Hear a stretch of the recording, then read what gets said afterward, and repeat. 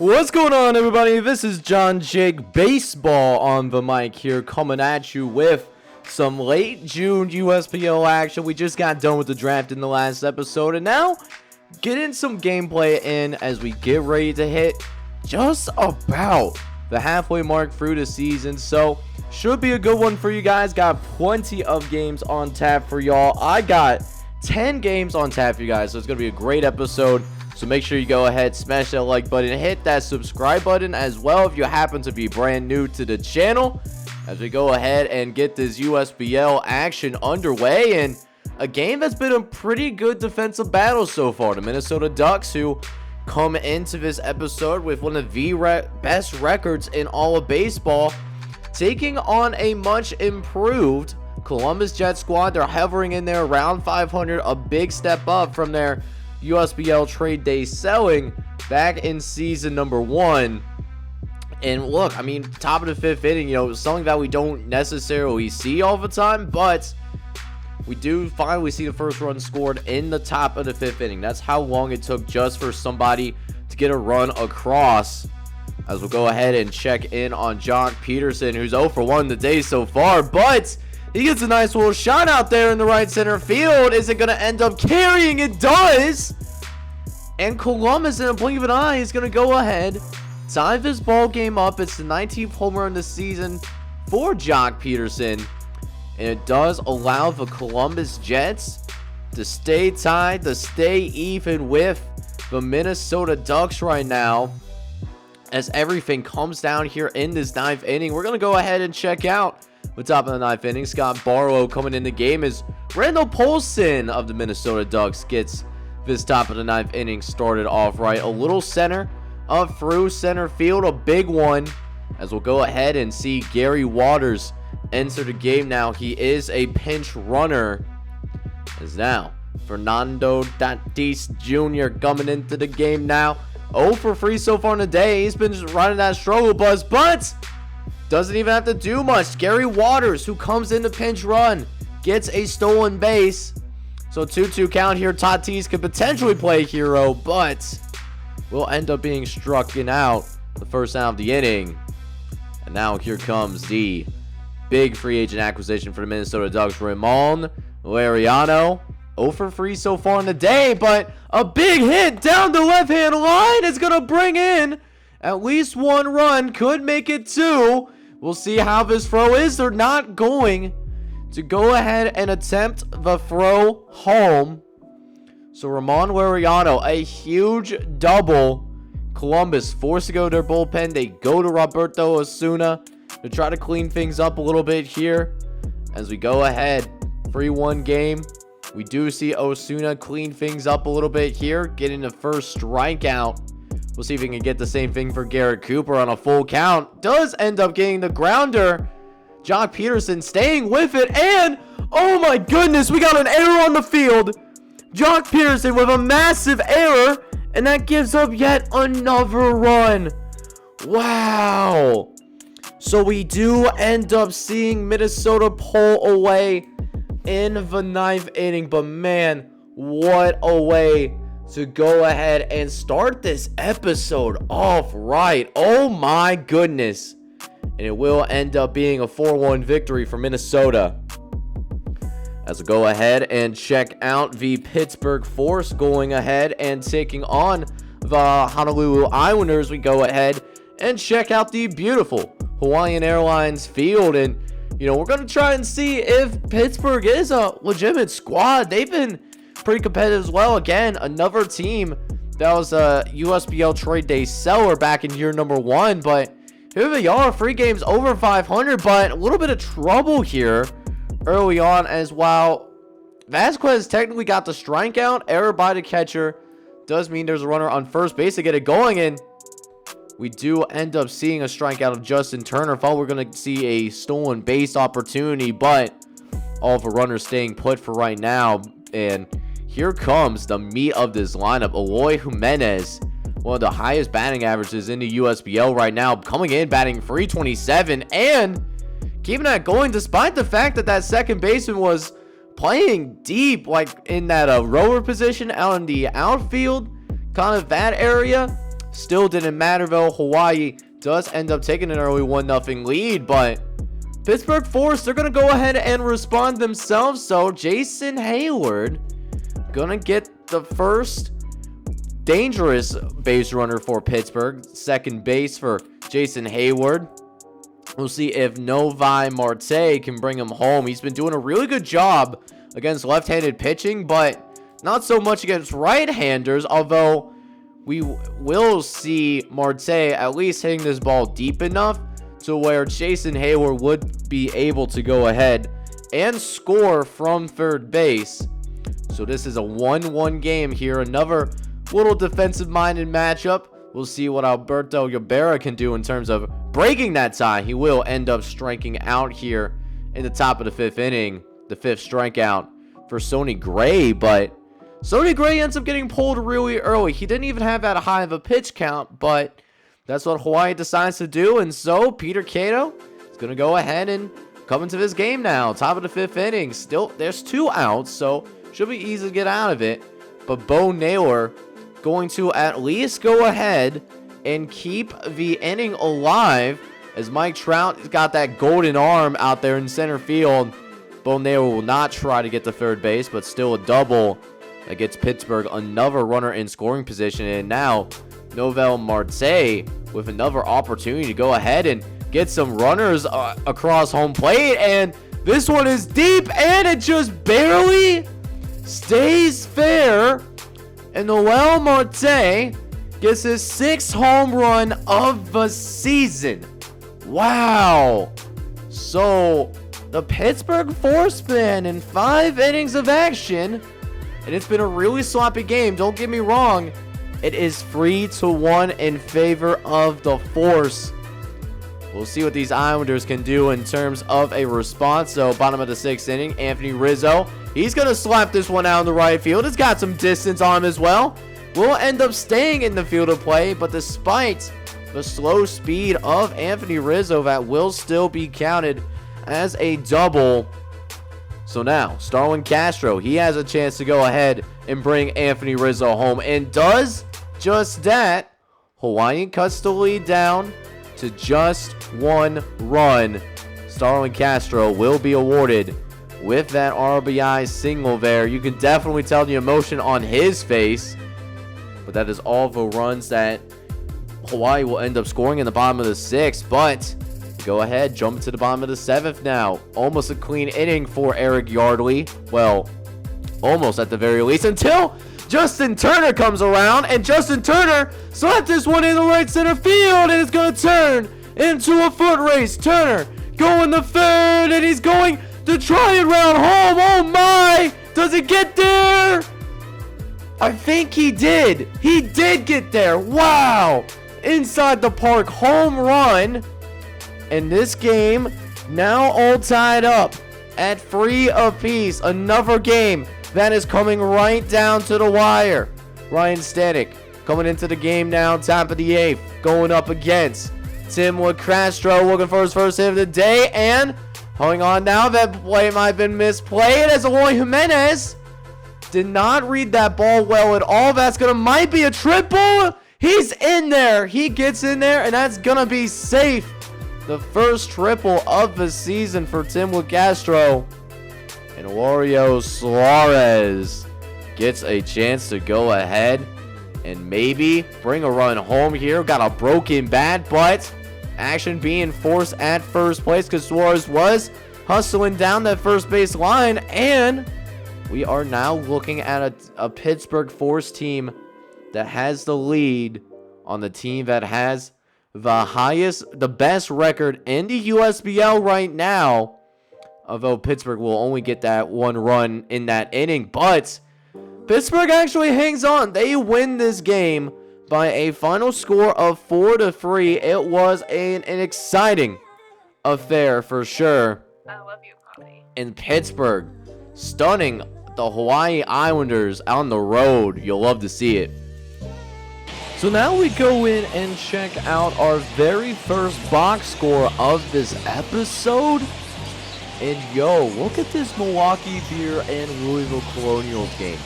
Louisville had 15 hits, 10 runs, but find a way to get blown out. Milwaukee had 8 runs in the 9th inning, and it was a huge win for Milwaukee. They avoided the sweep that Louisville was trying to go for, and they expand that lead a little bit in the NL Central.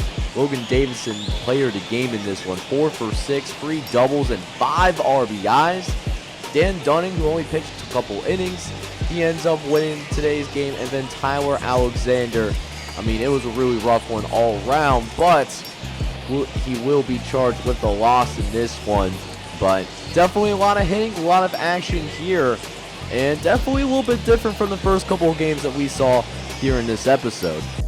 So let's go ahead and jump it back out to sunny Florida. We got the Jacksonville Suns taking on the Los Angeles Saints.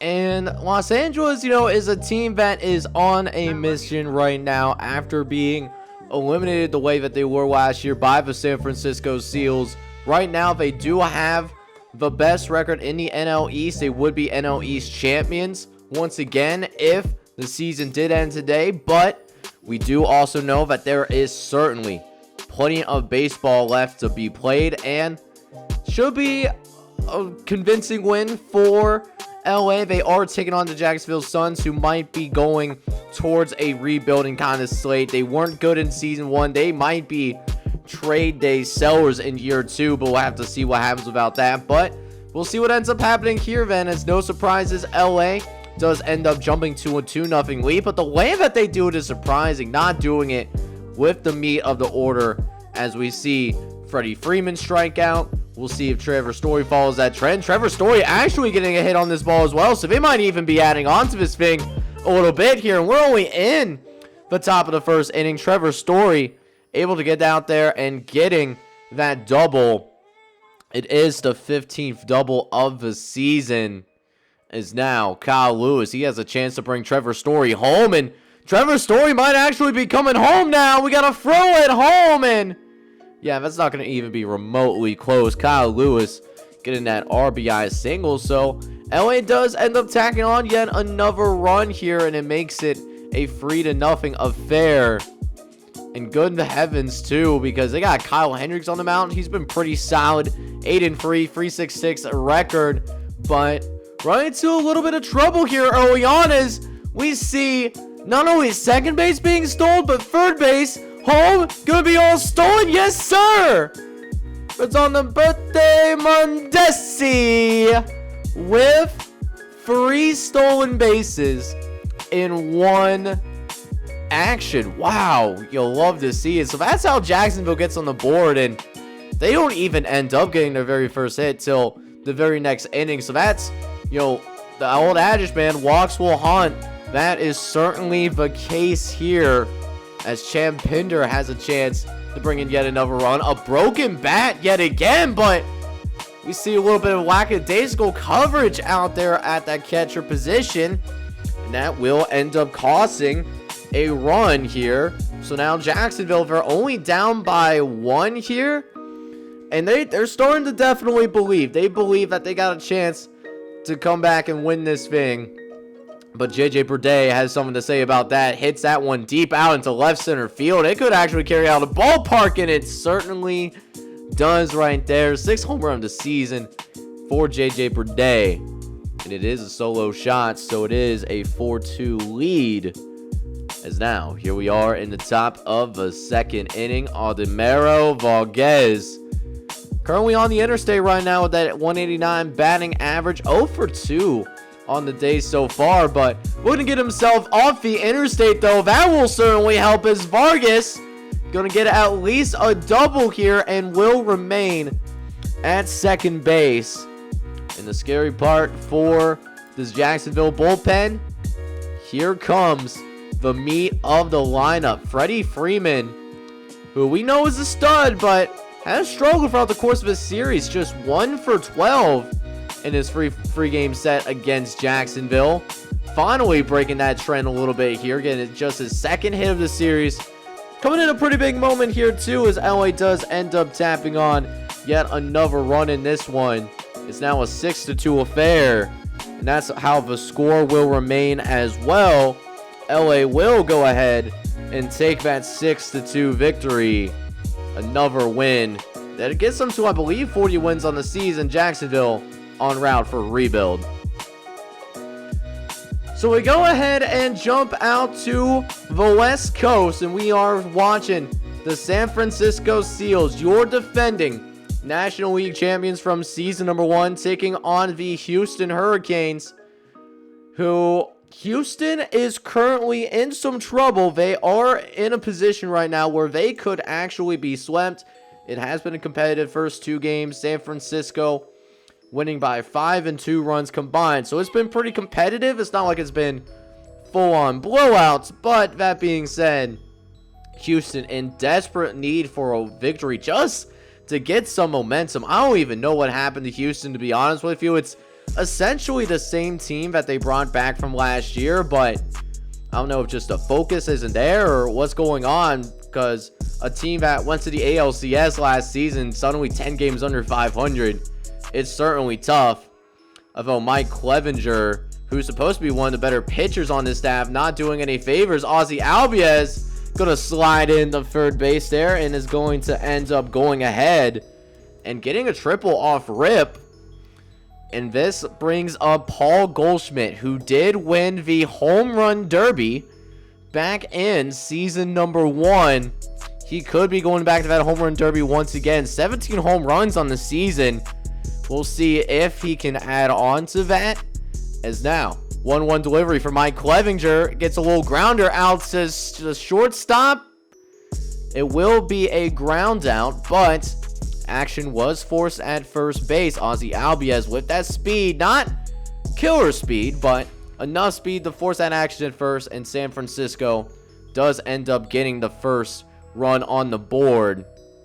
But speaking of that home run derby, though, Nick Castellanos, as that is a deep drive out to left field, and it is going to be the 20th home run of the season for Nick Castellanos, who is potentially in a spot as well to also participate in the home run derby this upcoming All-Star break. That would be a first, seeing 2 players from the same team going to the home run derby. And speaking of home runs, how about Seth Beer getting in on that action as well, making it a 5-0 game, though, as Nick Castellanos really wanted that second home run. He swung for the fences and just simply missed everything. But San Francisco, they certainly are playing pretty well here early on. They will take a nice commanding lead, but Christian Yelich will look to get his Hurricanes back in this, trying to storm back, and that will certainly help the cause right there. A solo shot for Christian Yelich,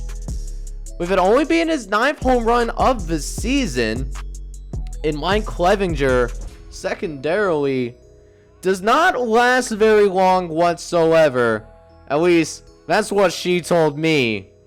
As we go ahead, bottom of the 5th inning, Ozzy Albies, he has a really good rip on this ball, and it's a no-doubter out in the right center field, and it's going to be gone. 8th home run of the season. And San Francisco continuing to build that lead. A 6-1 affair. Is now Salvador Perez looking to get in on this miniature home run derby here in the fields of San Francisco, and Salvador Perez almost got that one to leave the park as well. It still will be a quality RBI double as San Francisco now builds a 7-1 lead. Randall Grushek looks to add on to that, also wanting to swing for the fences, but he ends up striking out. So it leaves a Houston squad that is just simply trying its very best right now to try to claw its way back into this ball game. We'll see if they can do it. They need some more production out of Luis Robert.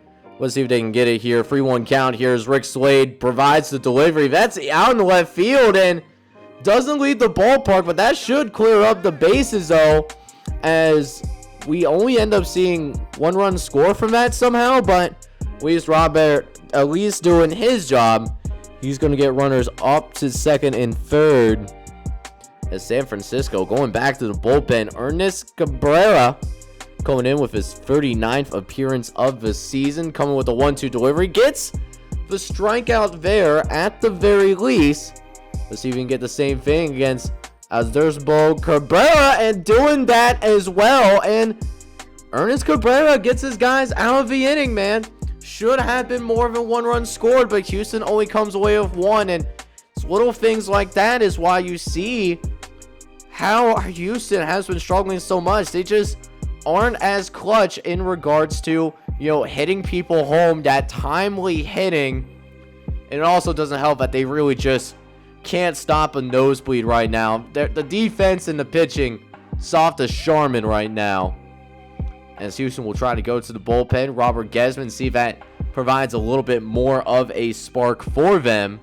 As now, Salvador Perez had that one very close home run back in the 6th inning. And you're going to get a little bit more of that here. This time, it actually is going to go ahead and leave the ballpark. The 16th home run of the season for Salvador Perez.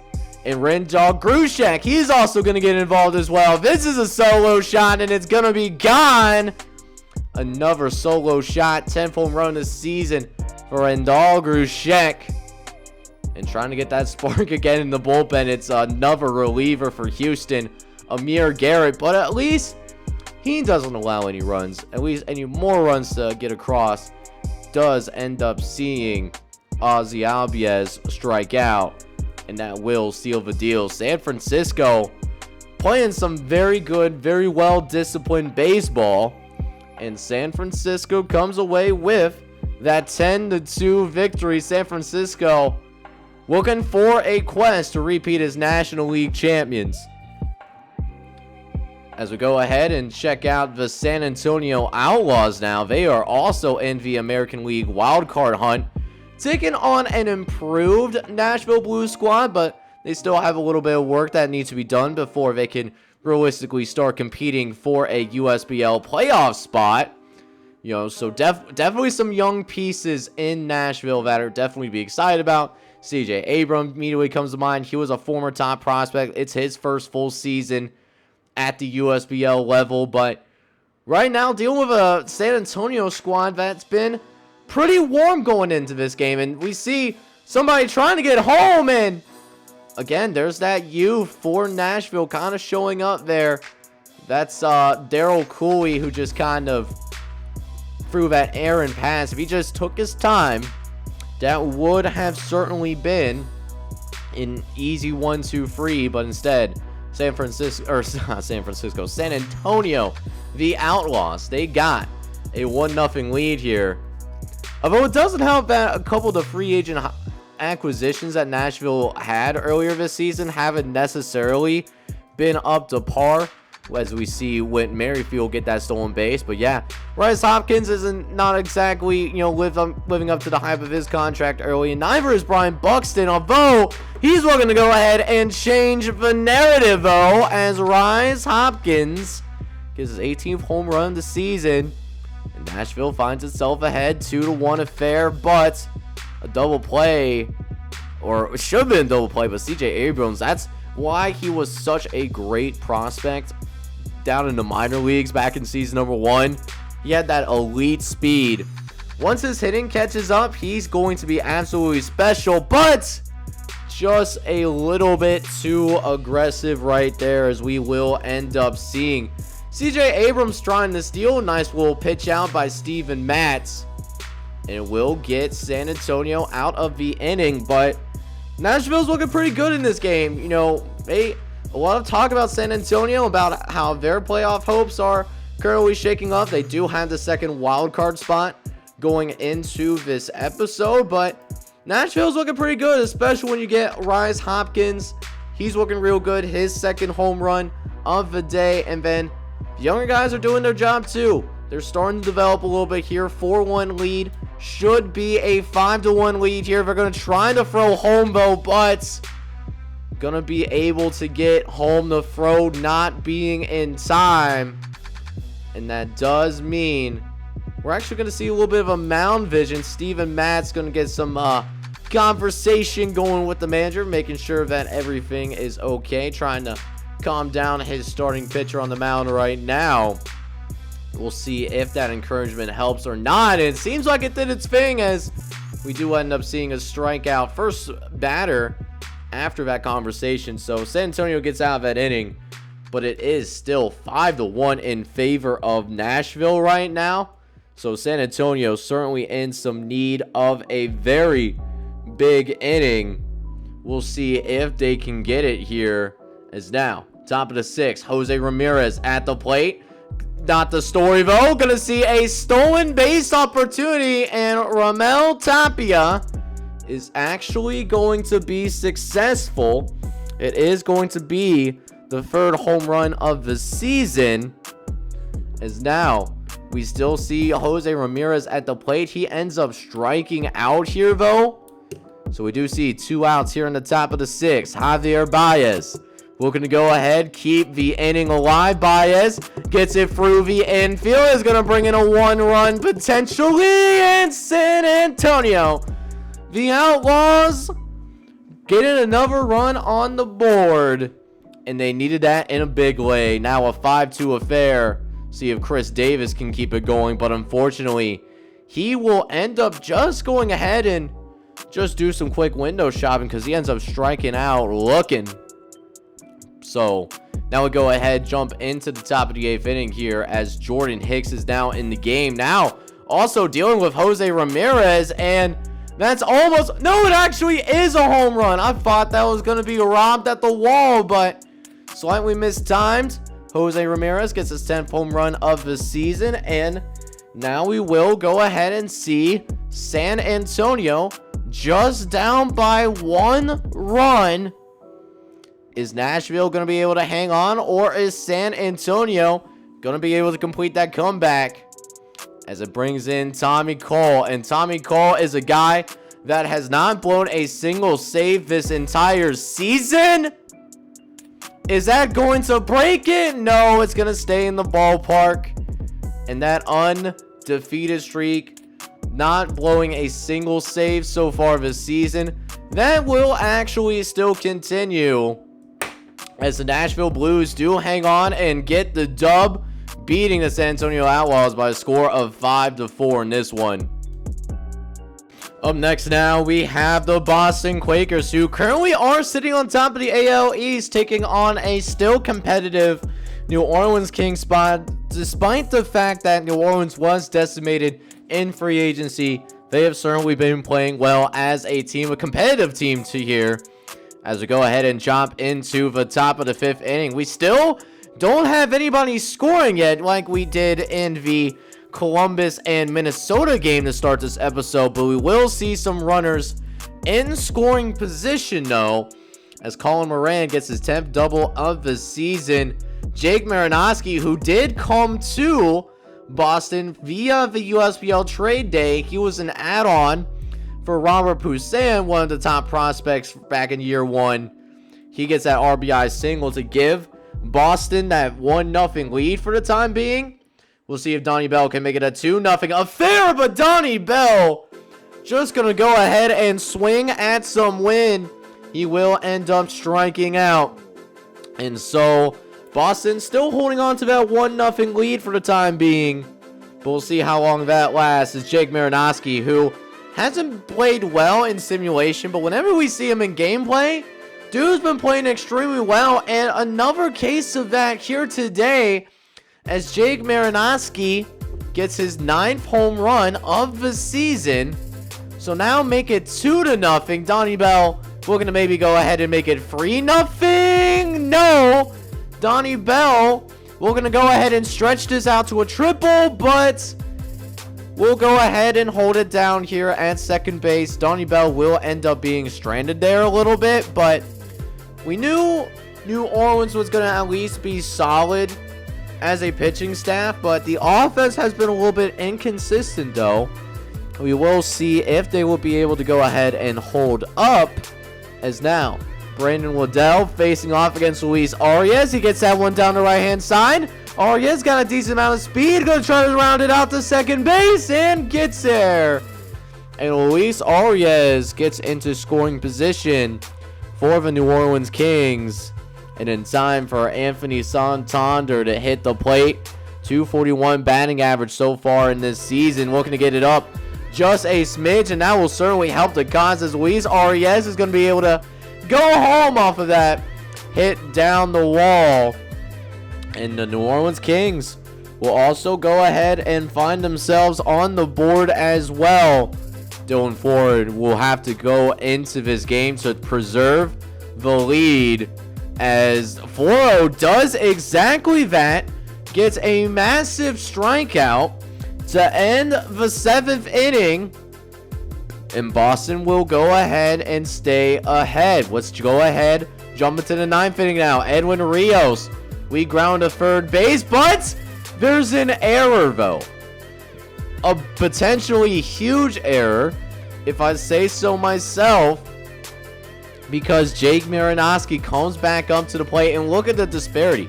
227. So he has been awful in sim, but again, just having a great time whenever we see him in gameplay. And now he has yet another runner in scoring position. So a big test here for Drew Pomeranz. Is now 1-1 delivery coming to Jake. Here comes the pitch. Jake gets this one out to right field, and we're gonna see a run here. Edwin Rios being able to get home. He does. And wait a minute, Jake Marinosky, because of that Aaron throw out to third base, able to stretch it out to a double via fielder's choice. And so Jake does end up getting yet another RBI. I'm pretty sure he has accounted for all the runs that Boston has scored so far today. We'll see if Donnie Bell can keep that going, as Donnie Bell hits that one out into right field. Looks like it will be a sacrifice fly. But sure enough, Boston will end up getting yet another run on the board here as well. And the Boston Quakers are going to be walking away here, helping hold on to that lead in the American League East. And Boston will end up winning a close battle, defeating the New Orleans Kings 4-1. The Kings will fall to 33-31 on the season, as that will take us out. Speaking of divisional intrigue, let's go ahead and check out the Aurora Lightning taking on the Memphis Bombcats. Memphis being a pretty big surprise here in year number 1. They did have the worst team on paper back in season 1, but they surprised and were very competitive. And that's the thing here too, like, they're a better team on paper this year, and they're still being competitive. They're still like 26th ranked team if we're going based off the overalls, but not everything is determined by overalls, of course. And you know, Aurora, they are in a position here to help separate themselves a little bit in the National League Center. It is a little bit of a tight race going on right now, so they can complete the sweep against the Memphis Bobcats. That will certainly help out the cause for them right now, as we'll go ahead and check out Isaiah Kinner-Falifa, who is batting second for Aurora and getting some runs on the board as we're here in the top of the 4th inning. And that ball is going to be gone. 6th home run of the season for Isaiah Kinner-Falifa. As now Benito Osuna comes into the game, dealing with Sam Galagio. And Osuna is looking to go deep as well. Is that going to leave the ballpark? It does. So call it a Drake song, because we're going to go ahead and go back to back. And Aurora will go ahead and take a 2-0 lead. As now, bottom of the 4th inning, Fernando Mendoza dealing with Morel Kelly. Kelly giving up a huge hit down the right-hand side, and it's going to just barely be fair. And Mendoza is able to go ahead and get a double out of that. So, bottom of the 4th, finally seeing some action here for both sides, as Matt Olson looks to get involved. 0 for 1 on the day so far. 1-1 pitch. Here comes the delivery. Olson gets a hold of one. Is it going to carry? It's got some carry to it, and it's gone! And just like that, Matt Olson, with one swing of the bat, ties his ball game up at 2 apiece. Although JT Remoto cannot add to it, but a great swing by Matt Olson, though, to help tie this thing up at 2 apiece. As we'll go ahead now jump into the top of the 5th inning. Zach Collins at the plate, dealing with Sam Galaccio. Still in the game. Zach Collins gets a hold of that one, and that's also going to go ahead and leave the ballpark as well. 7th home run this season for Zach Collins. And so we do see Sam Galaccio's day being done. They will end up bringing Homer Bailey, who at this point in the career is kind of being used as a glorified long reliever, but Homer Bailey does at least get out of that 5th inning to keep it 3-2 as we go ahead and jump into the 9th inning now, and the score still is remaining the same. It is still a 3-2 affair. We'll see if Steve Nunez can go ahead and break that down for us. Here's Nunez also getting a hold of one. This is out into left field. Is it gonna carry out of the ballpark? It does! 6th home run of the season for Steve Nunez, coming in a big time. Nothing like getting a home run in division action, as Aurora trying to get some All-State on their side, because they are in some good hands now, getting some insurance runs on the board. A 3-run lead that the Aurora Lightning now get to go ahead and enjoy. We'll see if they can go ahead and add on to it. Hideki Asion, y'all let me know down in the comments how to pronounce that, because I'm gonna be honest, I have absolutely no idea what's going on with that pronunciation. But Isaiah Kanyar-Falifa cannot add on to the lead. So the pitcher with the name that I certainly cannot pronounce whatsoever is going to go ahead and make sure that Aurora does not score anymore. And so Ryan Presley will go ahead and come into this game. 14 for 16 on saves so far this year. We'll see if we can get his 15th save and a 17th opportunity. But first, we got to see some John Birdie action. He's got a little speed to him now. 1 for 3 in the day as he gets one out into left field. This could be dangerous. John Birdie, he's got some wheels, and he's certainly going to use it. As John Birdie gets the Memphis Bombcats inning started with a double. Is now Fernando Mendoza looking to build off of it. This could help. Left field, leaving the ballpark. Yes, sir! A 2-home run shot for Fernando Mendoza. And it's now just a 1-run game. Giancarlo Stanton, who's supposed to be one of the stars for Memphis, fumbling the bag in a big way. But Aurora playing it safe, though. They're going to a different pitcher. They didn't like how Ryan Presley was doing. So Aurora will bring in Ryan Simmer, as we'll also see Kevin Kiermaier come into the game now as a pinch runner. Does provide some speed coming off the bench. We'll see if JJ Romolto can go ahead and play a little bit of hero here. As Kyle Zimmer gets the 2-2 delivery and gets JT Romolto to go ahead and strike out. And this one is over. The Aurora Lightning trying to separate themselves a little bit in the NL Central, and certainly doing that with this 5-4 victory. But you want to go ahead and talk about a team that's been a pleasant surprise so far this season, this Washington Senators squad. Now, I thought they would be good, but I didn't think they would be this good necessarily. 40-24, I would say, is pretty darn good, while the Charlotte Cougars, kind of like how they did in season number 1, they've been disappointing, and I can't just put my finger on it why Charlotte has struggled in this series.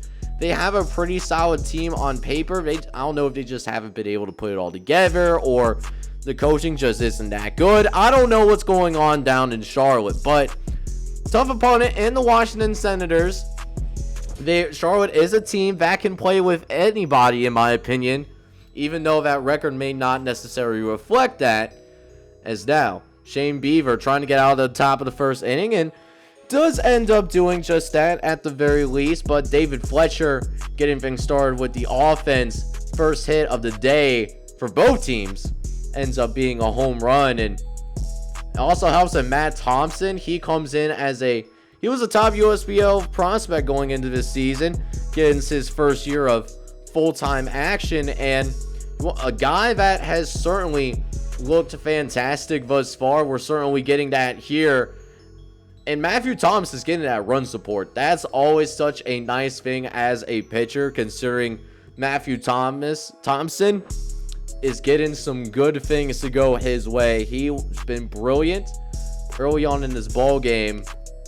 We'll see if David Fletcher can go ahead and add a few more runs to this lead, get it a little bit more than just a 2-0 lead, as David Fletcher slaps that one out in the right field. It gets over the head of Joey Votto. And now we'll not only bring in 1 run, but probably 2 here, as that is going to somehow end up not being on time. I figured they were going to gun that poor man down, but that ends up not being the case whatsoever. And the Washington Senators, they end the top of the 2nd inning up 4-0, and they're not done yet. Top of the 5th inning now. Mitch Garver coming up to the plate, 0 for 1 so far, still looking for his very first hit of the day. That's out into right center field, and it's gonna be gone. Home run for Mitch Garver, is only his 4th home run of the season. Charlotte gotta go bring in Daniel Ponce de Leon, and he's looking good so far. We'll see if he can close this 5th inning strong, and he does, striking out Gabar Torres. And so that being said, 5-0 affair. Washington looking like a team that should wreak some havoc this upcoming season, and that's going to continue here, as top of the 6th inning we see yet another home run. JT Martinez actually getting involved in the action, getting his 11th home run of the season. Although that would be the only run scored by the Washington Senators, but a really good showing for Washington overall, though, as the Senators will end up defeating the Charlotte Cougars by a final score of 6-0. Charlotte just could not get anything going on offense, only 3 hits, and that just will not get the job done. So with the final game of this late June gameplay that I got for you guys here today, as this will also be one of the last episodes before we go into the USBL trade day. We do have the San Diego Whales and the Philadelphia Patriots, and San Diego, they got Julius McKay, they got Anthony Johnson, who is the Season 1 custom prospect. He was here at the inception of the USBL, way back from when I had the Texas Rangers series going on the channel, as Willie Castro, 4th home run of the season for him, is now George Springer looking to go ahead and take himself to work now. 3-1 count, gonna go ahead, hit this one out into right field. It's gonna carry out of the ballpark. No, it's gonna stay in the field of play. George Springer, we're gonna go ahead, get himself a triple, and will do just that.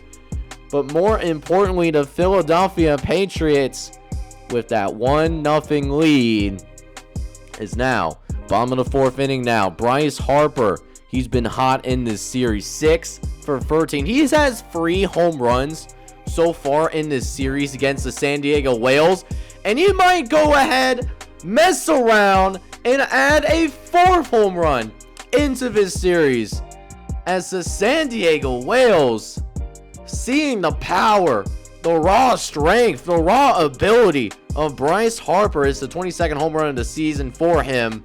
And more importantly, Philadelphia has a 2-0 lead, as we'll go ahead now and check on Cody Wheatley, who comes to the game dealing with Jake Crownsworth, who had a really hot April and May, but has fizzled out a little bit in this month. But this is still a guy that is a pretty darn good hitter still.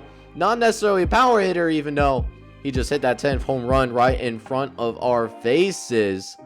But that being said, though, Cody Wheatley gets a strikeout in the next at bat. See if he can do the same thing to Tommy Edman, and he certainly does just that. So San Diego does end up at least cutting the lead into half for the time being, a 2-1 affair. And also, we're getting a lot of defensive games, it seems like. A lot of defense, a lot of great pitching in this episode, even though we haven't really seen too many pitchers really go about going the distance. But yeah, as I say that, of course, Vlad Guerrero Jr. is going to hit a solo shot out there into left center field. In the bottom of the 7th inning, Guerrero Jr., the son of Vlad Sr., who is in the Baseball Hall of Fame, he gets his 8th home run of the season. We'll see if any other runs come across for Philadelphia, as Matt Carpenter looking to get his first hit of the game. Could be the third out, but oh, it actually is. Okay, Matt, all right, I see you now. But Philadelphia does make it a 3-1 affair, and they're not done on that side of the plate. Adam Ottavino, 24th appearance of the season, looking to make sure before they go into the 9th inning that there isn't any insurance runs that end up being scored here. Bryce Harper, though, having other ideas, as Bryce Harper hustling down the first base line. He's going down the second. He can stretch this thing out, and he does. Bryce Harper with an RBI double to show for it. And San Diego goes to the bullpen again. This time, Andre Munoz taking on George Springer. And George Springer is going to get a nice hit down the right field line. Bryce Harper going to be able to get home. This play at second is going to be close, but 2 insurance runs ends up scoring, and that ends up being the ultimate difference. Philadelphia looking good in the process, looking like a competitive baseball team once again, just like in season number 1, beating a fledgling San Diego Whales squad. Philadelphia winning by a final score of 5-1. So we have officially made it to 3 full months of the season. We're going to get ready to do the month of July in the next episode, which does mean that we are around the corner from the USBL trade day. So I think it is time to go ahead and take a look at the standings, see how everyone is stacking up, and let's talk about this Minnesota Ducks squad. They have dominated this season so far, 50-25 over the course of this season. Look for them to be buyers. The Chicago Freeze, though, they're starting to pick up the slack a little bit. They've been a little bit rusty, maybe a little bit World Series hangover, but they're also 4 games above 500. The Pittsburgh Force, though, look for them to actually be buyers this trade day, as they are a team that's 3 games over 500. They're in the wild card race. Look for them to go ahead and make a move. Meanwhile, over in the American League West, not too far behind from the Minnesota Ducks, actually, we do have the Honolulu Islanders, and they proved that their season 1 meltdown in the second half of the season, that is not the case. That is not a narrative that will carry on for very long. They have one of the best records in baseball, and doing it in a really good division as well. Las Vegas, they're looking pretty good too, 43-33. And then the San Antonio Outlaws also doing some really good stuff, 42-33 here at about the halfway point of this season. So got 3 teams that are at least 9 games over 500. One of those teams will certainly go ahead and make a move. But take a look at the Houston Hurricanes. They were buyers last season. They were also in the ALCS, but 31-44. They're 17 games back in their own division. Granted, Honolulu's looked really good so far, but look for them to actually sell to try to get themselves some better prospects in the future, because they don't have a ton in their farm system right now. Speaking of the AL wildcard, this is how it's looking as of right now. If the season did end today, Las Vegas and San Antonio will be going to the playoffs, but do have some somewhat tight races though. Chicago and Pittsburgh not too far behind, 2.5 and 3 games out. Houston, like I talked about, they're 11 games back in their wild card, kind of out of the race it seems like. So kind of a pipe dream. Might as well get some prospects if you can.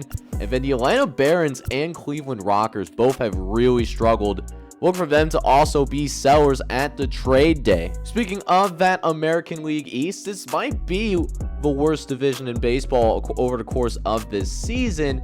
Taking a look at what's shaken as of right now, the Boston Quakers, they are currently in the lead in the AL East, but that being said, they are the only team right now that is currently above 500. So they got that 39 35 record to go with it. And I mean, the next best team is the Baltimore Stone Crabs. They're a few games under 500. New York Knights are also 8 games under 500, but they're only like 6 games back somehow. So this is not a very good division. It might turn to a free team race, but we'll just have to wait and see what happens. So then we jump on over to the National League to see what's going on over there. We are seeing a little bit of disparity in this division. We do have the Washington Senators on top. They have one of the best records in baseball this year. Big surprise, actually. 49-26, despite the fact that maybe they don't have a very heralded staff. Maybe they go ahead and try and address that at the USBL trade day. Philadelphia, they had one of the best record. Actually, they did have the best record in the National League, but 10 games over 500, they're looking pretty good too. But chasing a really streaky Washington team. We'll see if they try to make a run as well. And then the New Orleans Kings, man. I thought New Orleans was going to be down bad this year, but they're actually looking pretty competitive overall. 37-36. They're in the wild card race technically, and look for them to maybe add some pieces, for the win now, because they really were scarred in free agency. However, that being said, the Jacksonville Suns, 20 games back. They're going to be selling at the trade day. One of the worst records in baseball. Charlotte will not be, they will stay pat, but they have certainly been disappointing this year. In the National League Central, we're seeing a pretty tight, well, actually the tightest race in the USBL right now from a divisional perspective. 4 teams that are within 2 games of each other. Got the Memphis Bombcats right now. They got the lead. Then we also have the Indianapolis Indians, as well as the Milwaukee Beer. Both just 1 game back from each other. The Aurora Lightning, they're 2 games back. They're not going to be buyers here at this USBL trade day. But that being said, though, just 1 game under 500. Even Louisville is not completely out of it. They're 11 games under 500, but they're only 7 games out. They can still work themselves back into it, even though they dug themselves in a little bit of a hole. Meanwhile, in the National League West, we do see the San Francisco Seals, the defending National League champions. They are looking really good. They could go for a repeat, at least in the National League. 49-27. They're off to a fantastic start right now. They have the best team in baseball from a pure talent perspective. May not have the best record, but they could very well win the Season 2 championship. LA Saints, meanwhile, they're on a 4-game winning streak to end the month. They're out here. The Saints, 46-31, looking good. But look at the Denver Bald Eagles. Now, Denver was going to be in a rebuild, and they're still trying to go out there and get themselves some prospects. But, man, that was a really rough way to end June. 29-46 in an 8-game losing streak as well. They are going to go ahead and be sellers at the trade day. They're, 19.5 games behind first place. And then they're also on top of that 13.5 games out. They will, for the second time in this series, they will be selling at the trade day as well. That 8-23 record, that's not going to be helping very much whatsoever. So with that being said, guys, that is going to go ahead and wrap up the late June episode for the USBL here in season number 2. Next episode, what I will try to cover, we'll see all the trades that will end up going down. Check out some gameplay as well, and then do an update on the call up and calls downs in response to the trades that are going to be happening around the USBL. So that being said, should be a good one, and I hope you're excited for it. And if you are, make sure you go ahead, smash that like button for me, hit that subscribe button as well. If you do happen to be brand new, this is JohnJake Baseball on the mic signing off. I'm hoping you're all out there having a good one. Take care, everybody.